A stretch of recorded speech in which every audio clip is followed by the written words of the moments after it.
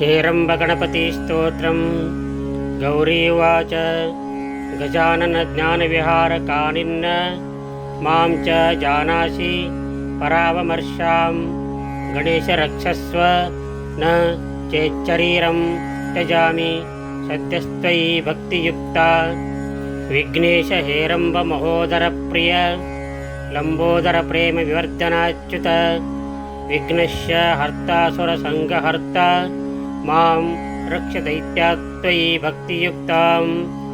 किं सिद्धिबुद्धिप्रसरेण मोहयुक्तोऽसि किं वा निशि निद्रितोऽसि किं लक्ष्यलाभार्थविचारयुक्तः किं मां च विस्मृत्य सुसंस्थितोऽसि किं भक्तसङ्गेन च देवदेव नानोपचारैश्च सुयन्त्रितोऽसि किं मोदकार्थे गणपाद्भृतोऽसि नानाविहारेषु च वक्रतुण्ड स्वानन्दभोगेषु परिवृतोऽसि दासीं च विस्मृत्य महानुभाव आन्यन्त्यलीलासु च लालसोऽसि किं भक्तरक्षार्थसु सङ्कटस्थः अहो गणेशामृतपानदक्ष परैस्तथा वासुरपैः स्मृतोऽसि तदर्थनानाविधिसंयुतोऽसि विसृज्य मां दासी मनन्यभावां।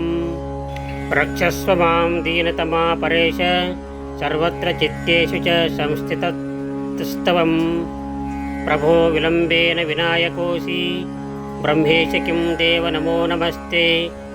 भक्ताभिमानीति च नाम मुख्यं वेदेतभावान् न हि चेन्महात्मन् आगत्य हत्वा दितिजं सुरेश मां रक्षदासीं हृदि पादनिष्ठाम्।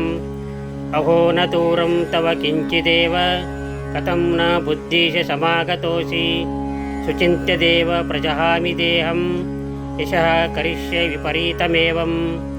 रक्ष रक्ष दयासिन्धोपराधान्मे क्षमस्व च क्षणे क्षणे त्वहं दासी रक्षितव्या विशेषतः। स्तुवत्यामेव पार्वत्यां शङ्करो बोधसंयुतः बभूव गणपानां वै श्रुत्वा हाहारवं विदेहे।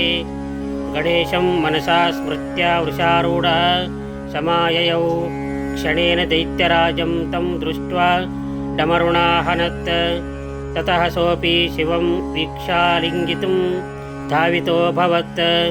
शिवस्य शूलिकादीनि शस्त्राणि कुण्ठितानि वै तं दृष्ट्वा परमाश्चर्यं भयभीतो महेश्वरः सस्मारगणपं सोऽपि निर्विघ्नार्थं प्रजापते इति मुद्गलपुराणे हेरम्बस्तोत्रम्।